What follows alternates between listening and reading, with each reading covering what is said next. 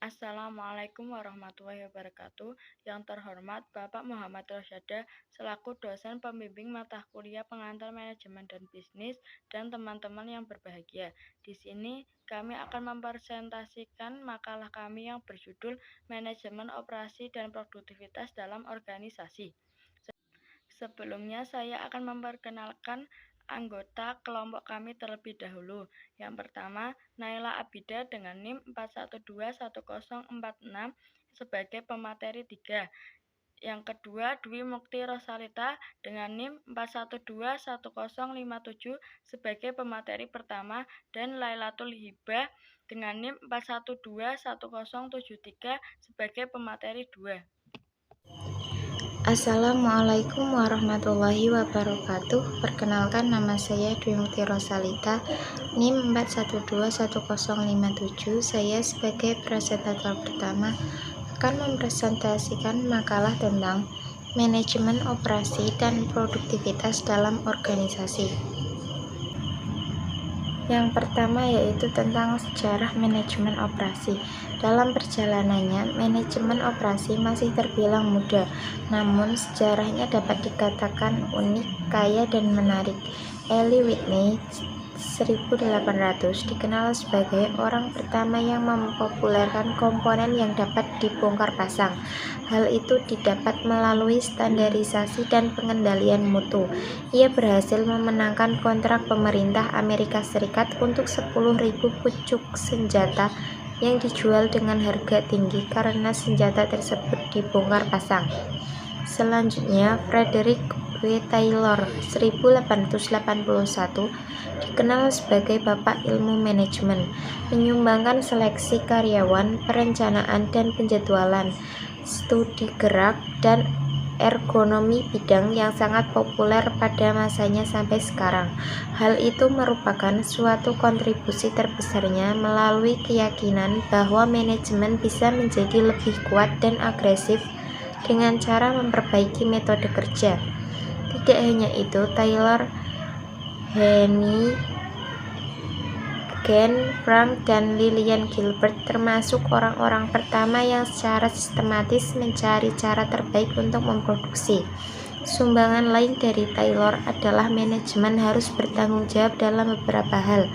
Di antaranya yang pertama yaitu menempatkan pekerja yang tepat di tempat yang tepat. Yang kedua, menyediakan pelatihan yang memadai. Yang ketiga, menyediakan metode kerja dan alat bantu yang sesuai. Yang keempat, menerapkan sistem intensif atau imbalan untuk penyelesaian pekerjaan.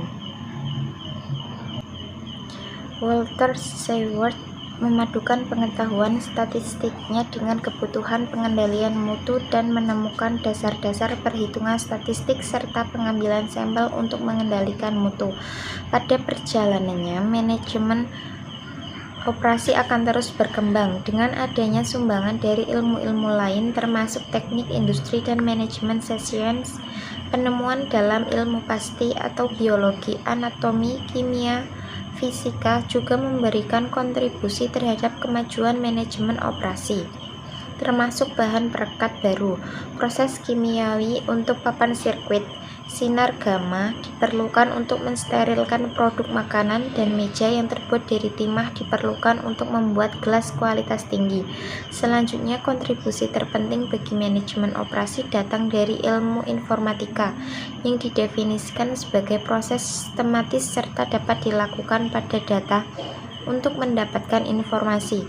Keputusan dalam manajemen operasi membutuhkan individu ahli dalam ilmu manajemen, ilmu informatika, dan ilmu biologi atau fisika.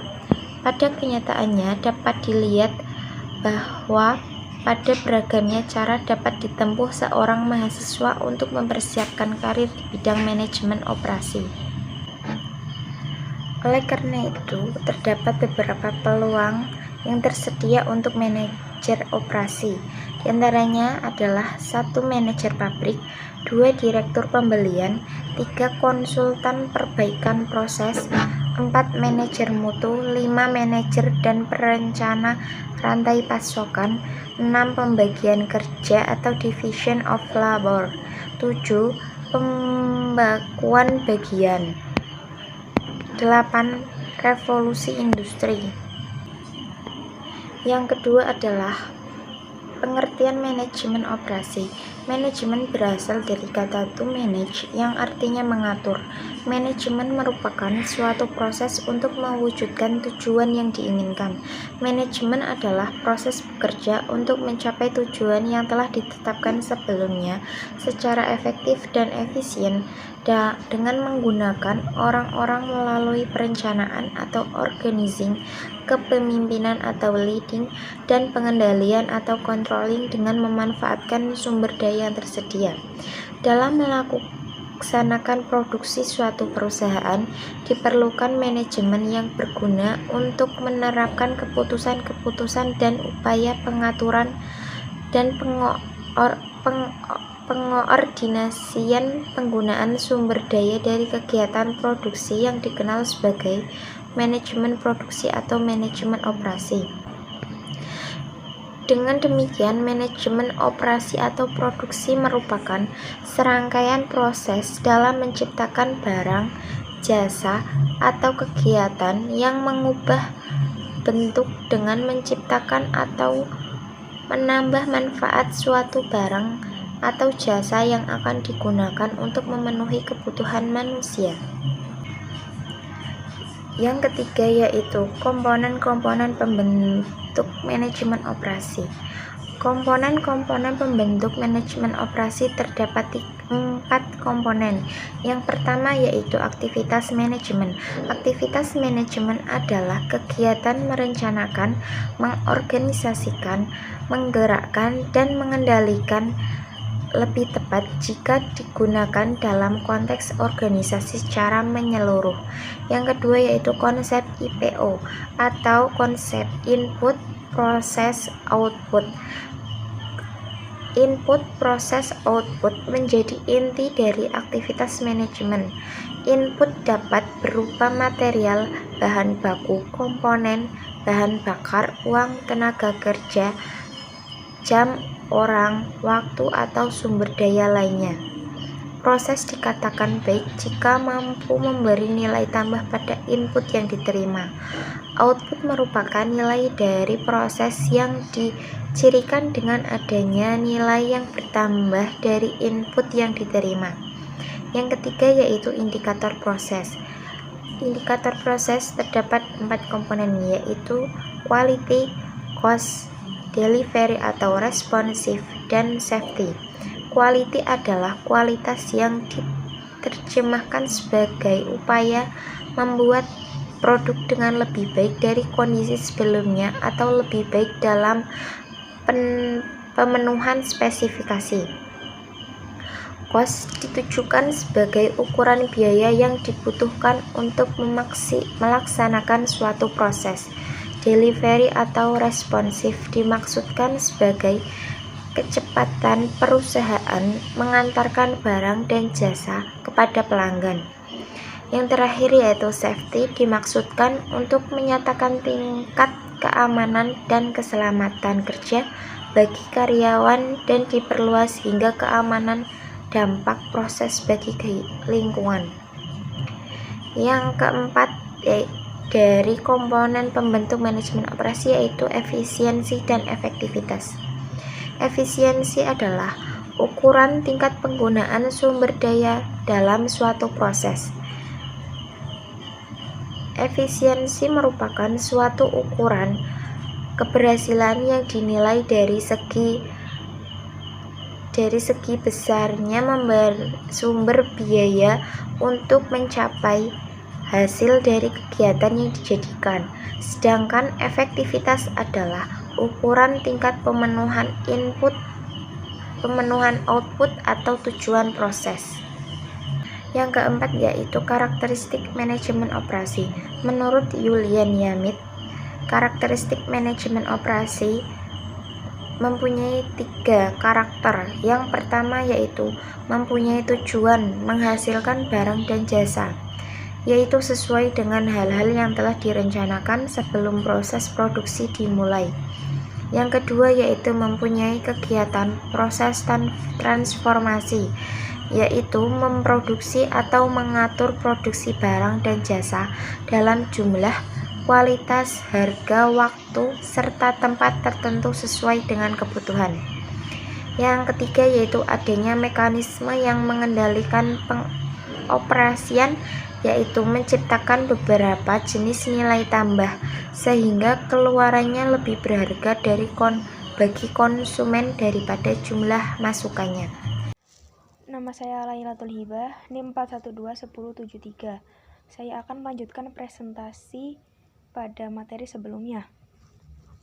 Langsung saja, ruang lingkup manajemen operasi berkaitan dengan pengoperasian sistem operasi, pemilihan serta penyiapan sistem operasi yang meliputi keputusan tentang 1. Perencanaan output, 2. Desain proses transformasi, 3. Perencanaan kapasitas, 4.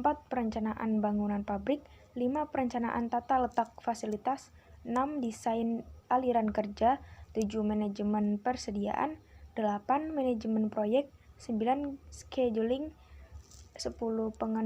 Pengendalian kualitas, 11. Keandalan kualitas dan pemeliharaan. Selanjutnya yaitu keputusan dan manajemen operasi.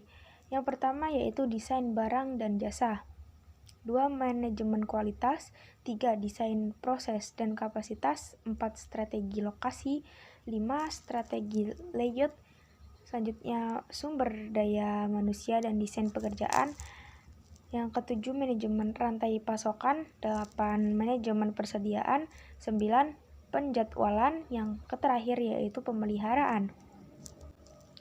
Pengertian produktivitas. Dalam buku akuntansi biaya dan akuntansi manajemen untuk teknologi maju dan globalisasi, Supriyanto mengemukakan produktivitas adalah produktivitas berkaitan dengan memproduksi secara efisien dan khususnya ditujukan pada hubungan antara keluaran dan masukan yang digunakan untuk memproduksi keluaran tersebut. Dengan demikian, produksi adalah perbandingan antara capaian hasil output dan sumber daya yang digunakan untuk mencapainya. Produktivitas akan mendukung tercapainya tujuan suatu bisnis, yakni untuk mencapai profitabilitas di tingkat tertentu. Pengukuran produktivitas adalah penilaian kuantitatif atas perubahan produktivitas. Tujuan pengukuran ini adalah untuk menilai apakah efisien produktif meningkat atau menurun. Macam-macam pengukuran produktivitas. Yang pertama yaitu produktivitas total, merupakan rasio keluaran bersih terhadap jumlah masukan faktor tenaga kerja dan faktor modal. Contohnya yaitu produktivitas total adalah efisien dan efektivitas faktor produksi output barang dan jasa. Yang kedua yaitu produktivitas multifaktor, merupakan rasio dari output terhadap lebih dari satu faktor input untuk mengukur produktivitas agar berbagai sumber daya yang digunakan.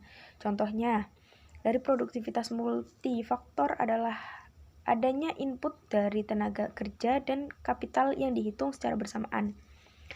Dan yang selanjutnya yaitu produktivitas parsial, merupakan rasio keluaran terhadap salah satu faktor yang ada pada rasio masukan.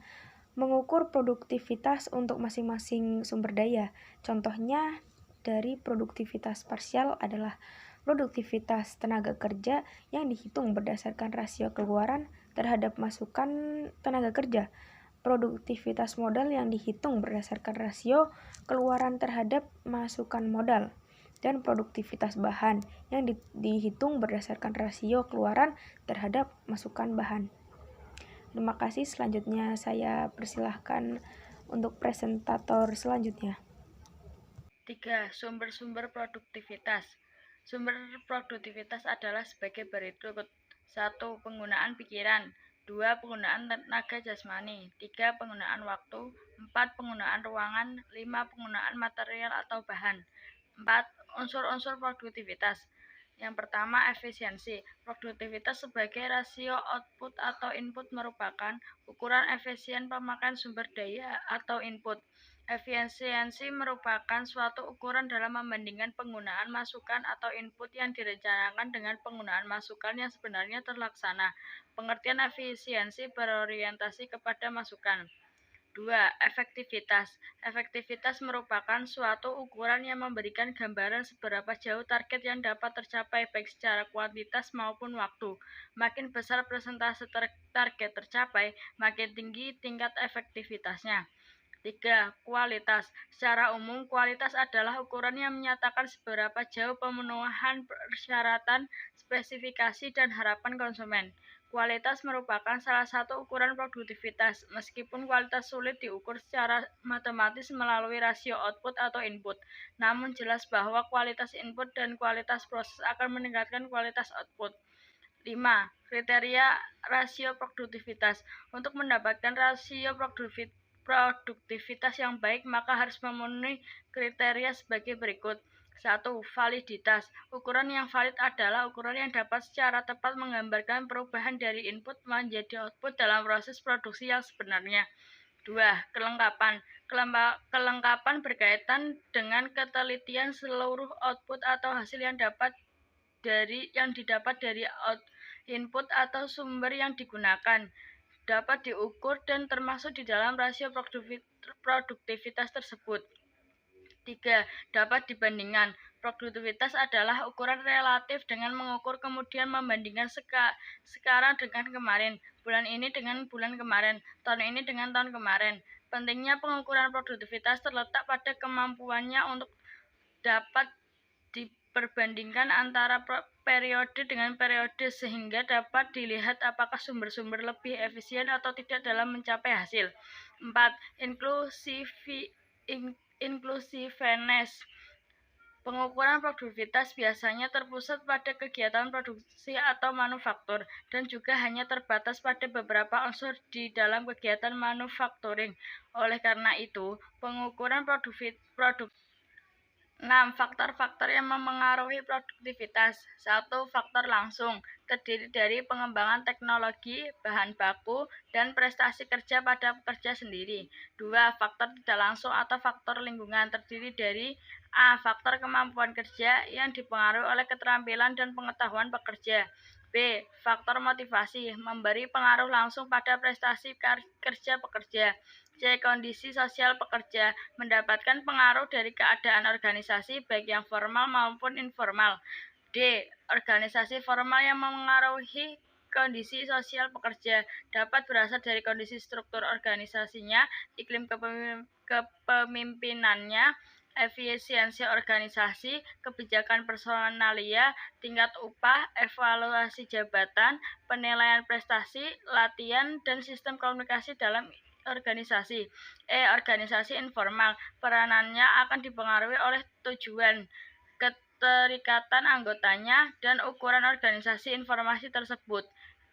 F. Kebutuhan individu pekerja, sangat dipengaruhi oleh keadaan ekonomi pada umumnya, situasi individu bekerja, aktivitas di luar pekerjaan, persepsinya terhadap situasi, tingkat apresiasi, latar belakang budaya, dan latar belakang pengalamannya. G. Kondisi fisik pekerja yang berpengaruh pada motivasi kerjanya, banyak ditemukan oleh tata letak, sistem penerangan, temperatur udara, sistem ventilasi, waktu istirahat, sistem keamanan, serta musik pengantar kerja yang mungkin ada di tempat kerjanya. 7. Peningkatan produktivitas dalam organisasi. Peningkatan produktivitas dapat dicapai dengan 1. Menggunakan semua masukan dalam jumlah yang lebih sedikit untuk menghasilkan keluaran dalam jumlah yang sama. 2. Menghasilkan keluaran yang lebih banyak dengan menggunakan masukan yang sama. Upaya untuk meningkatkan produktivitas telah diklasifikasikan oleh John English dan Anthony R. Marchione, baik sebagai pendekatan bidang maupun sebagai pendekatan inkremental. Penganut pendekatan bidang berusaha meningkatkan produktivitas dengan investasi satu sekali dalam jumlah yang besar dalam peralatan modal. Meskipun pendekatan ini sering efektif, kemajuan teknologi dan peralatan tidak sendirinya menyebabkan produktivitas yang lebih tinggi. Kesimpulan dari makalah ini adalah manajemen operasi atau produksi merupakan serangkaian proses dalam menciptakan barang, jasa, atau kegiatan yang mengubah bentuk dan menciptakan atau menambah manfaat suatu barang atau jasa yang akan digunakan untuk memenuhi kebutuhan manusia. Eli Whitney dikenal sebagai orang pertama yang mempopulerkan komponen yang dapat dibongkar pasang. Hal itu didapat melalui standarisasi dan pengendalian mutu. Pada perjalanannya, manajemen operasi akan terus berkembang dengan adanya sumbangan dari ilmu-ilmu lain termasuk teknik industri dan manajemen sains. Keputusan dalam manajemen operasi membutuhkan individu yang ahli dalam ilmu manajemen, ilmu informatika, dan ilmu biologi atau fisika. Pada kenyataannya, yang dapat dilihat pada beragamnya cara dapat ditempuh seorang mahasiswa untuk mempersiapkan karir di bidang manajemen operasi. Produktivitas adalah perbandingan antara capaian hasil output dan sumber daya yang digunakan untuk mencapainya. Produktivitas akan mengandung tercapainya tujuan suatu bisnis, yakni untuk mencapai profitabilitas di tingkat tertentu.